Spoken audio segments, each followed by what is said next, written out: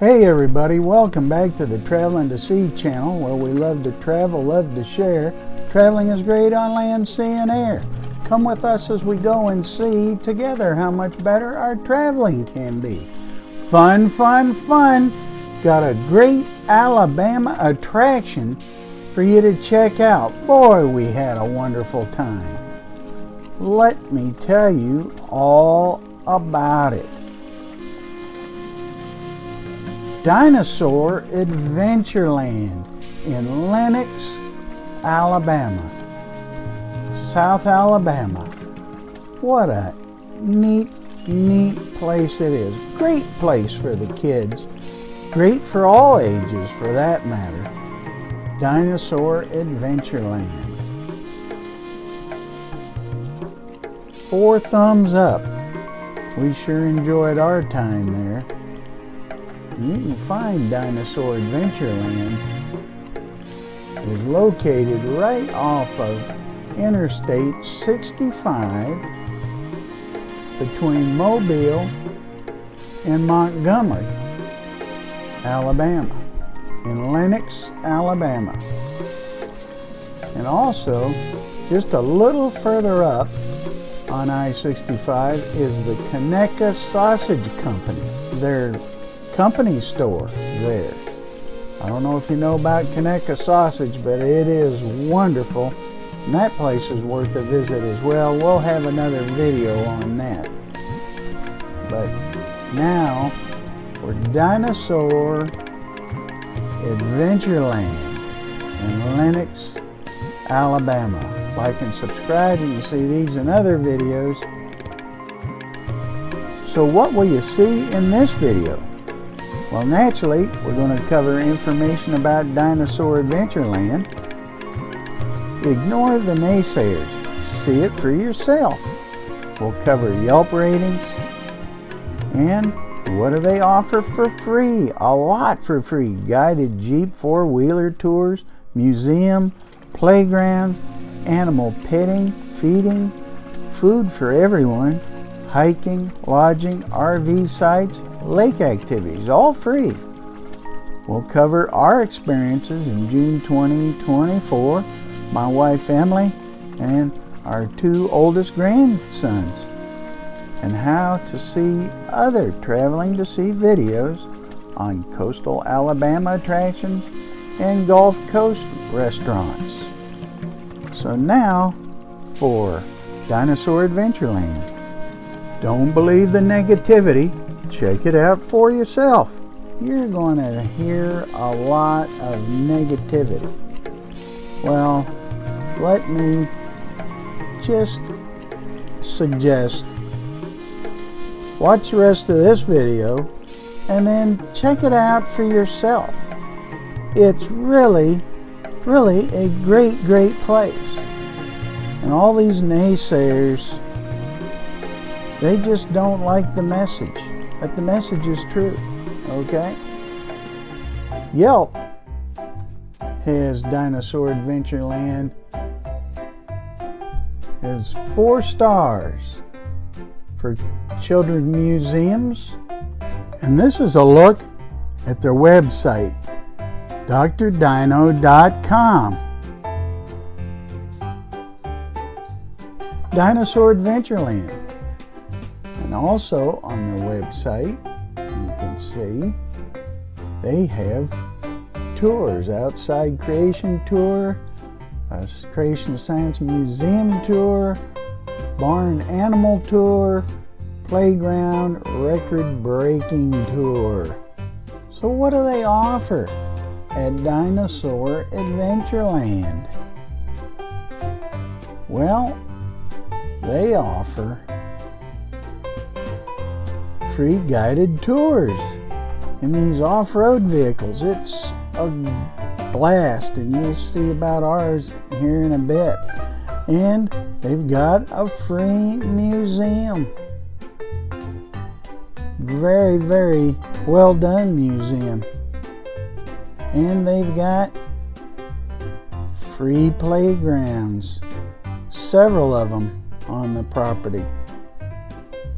Kids just love it. free animals, free animal feeding, all kinds of animals. When you take the guided tour, you'll be feeding animals all along the way. And you can get free food yourself there. They've got a nice dining hall and they will feed you to your fullest. And there's free hiking available. There's 140 acres in this site and there's all kinds of different trails you can take. They have free cabins. I caution you to call in advance and coordinate so they make sure they've got availability, but they'll put you up free. And they've got RV sites right along the lake, and call and coordinate for those too.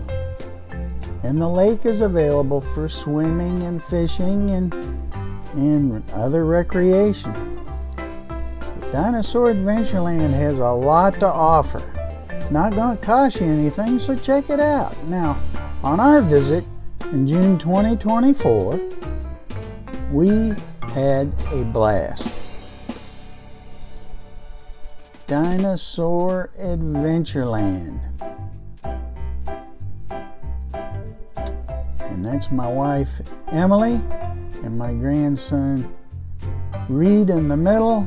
He's 14, or will soon be 14, and his brother Winston soon will be 16. And they had a blast. We all had a blast. When we got there, we looked around, and this is a quick look around the grounds from the entrance there. Well, we discovered that there was a lot of staff were away that day because they had gone to the Blueberry Festival. This was on a Saturday. Found out that Dr. Hovind was online with a broadcast at the time, recording a broadcast. So we sat and listened to that, fascinating as always. When he was done, he offered to give us a personal private tour, all himself, throughout the whole compound. And there was another family with us, was a husband and wife and their little girl. And we all went over to the Science Museum to sign our waivers so that we could go. We loaded up in a Jeep. I didn't get a good picture of the Jeep, but it's an off-road vehicle, and we loaded up for our tour. Dr. Hovind started taking us around the grounds.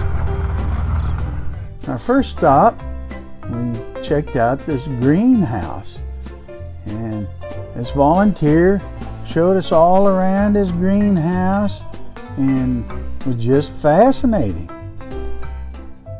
Then we stopped and checked out this huge turtle. And look at this guy. I wish that was a better picture, Dr. Hovind feeding the turtle. But here's a picture. They put the little girl on top of the turtle. Isn't that something? Neat, neat. Then Dr. Hovind told us all about turtles. Awesome. Then we headed out to feed the animals. Come on, Emily, I know you want to feed the animals.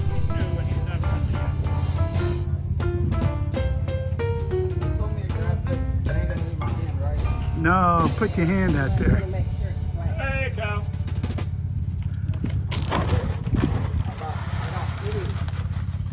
I got food. Hold your hand out flat.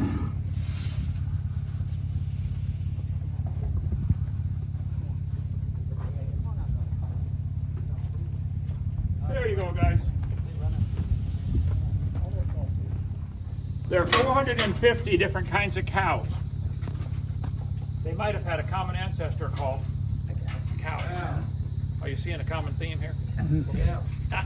Now, I used to love to eat Cocoa Puff cereal until I followed the sheep around. can't get it past my lips anymore, brother. It don't taste the same. You would think an animal with hooves, before it's born, if it starts kicking inside the mother, it's going to kill the mother. But no, take a look at this. Hoofed animals have cartilage pads growing under their hoof before they're born. Wow. They can't hurt the mother. They're called fairy fingers. Did the mother evolve that on the baby for her protection? No, it's designed.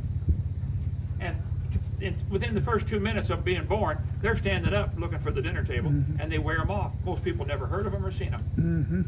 I asked the atheists, how did that evolve? Right. Maybe it was designed. They don't want to admit that.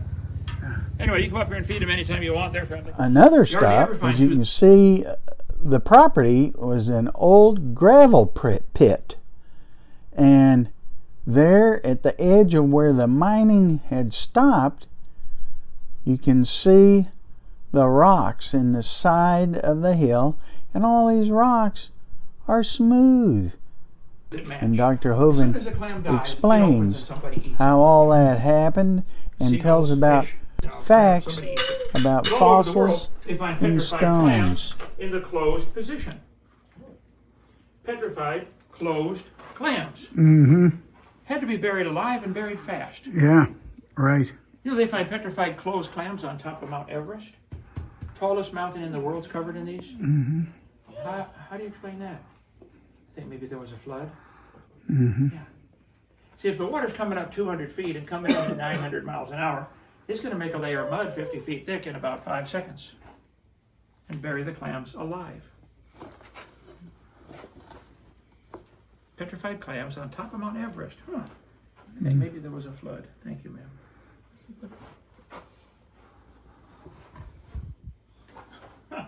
My wife would go crazy over that one. We collect greenfields. Yeah.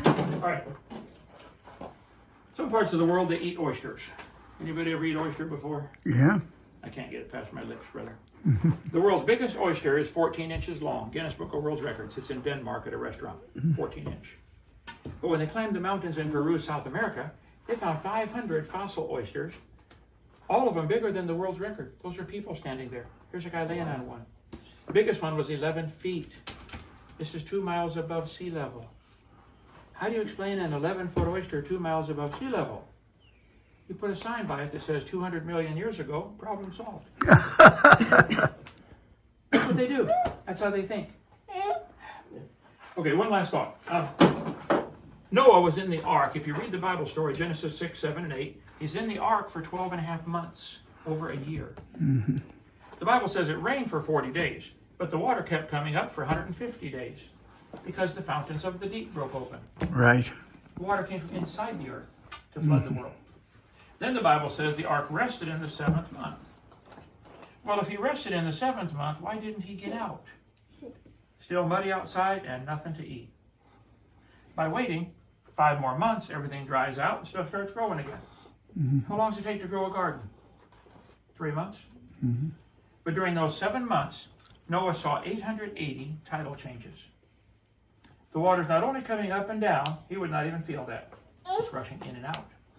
And it's a sideways movement of trillions of tons of water that rounds off all the rocks, even the big ones. And it's a sideways movement that makes all the layers to the earth. But in 1830, they started teaching the kids the layers form this way, and the top layer is younger. They made up the absolutely stupid geologic column, which does not exist anywhere in the world except the textbook. They gave them names like the Jurassic Age and Triassic and Mississippian. It's all baloney. Doesn't exist anywhere. They say the top layer is younger. I say, really? Please tell me where it came from. Did it come from outer space? How can that layer be younger? Every speck of dirt in the world is the same age. All over the world, petrified trees are found standing up, running through all the layers.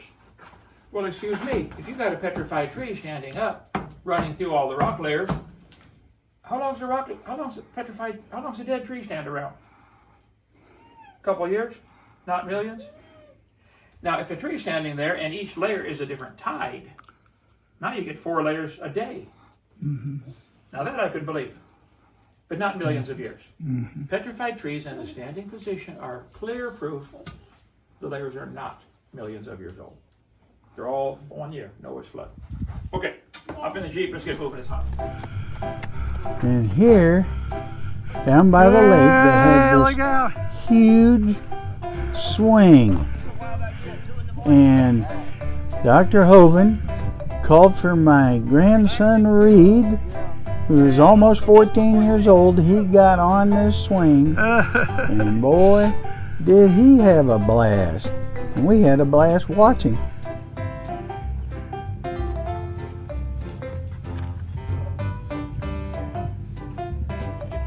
on the bushes. It makes them have pretty flowers. All right, can he walk a straight line?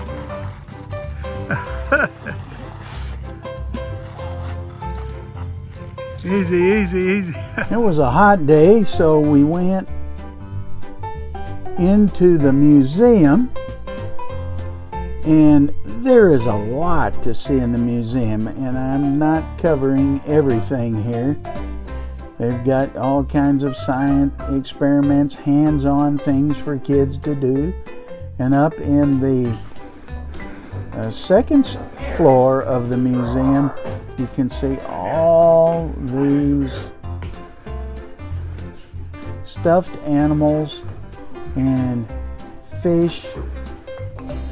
Just amazing, all the things they have there. All this has been donated. The wolf, coyote, and dog might have had a common ancestor, and it looked like a dog. That's what they're related to fish. But we had an awesome experience. This video by no means covers everything that we did that day. You need to come and check it out for yourself. Emily and my grandsons, they're giving it a thumbs up. Dinosaur Adventure Land. We really, really did enjoy it. And hey, if you like traveling, check out our playlist on Alabama Gulf Coast attractions. We have got a lot. There's a lot to see and do in South Alabama. The Battleship Park and Bellingraft Gardens and such.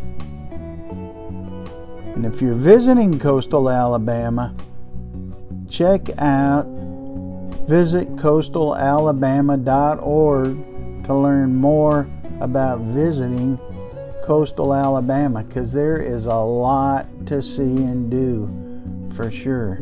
This is a wonderful website, so be sure to check that out. And also, we have got a playlist on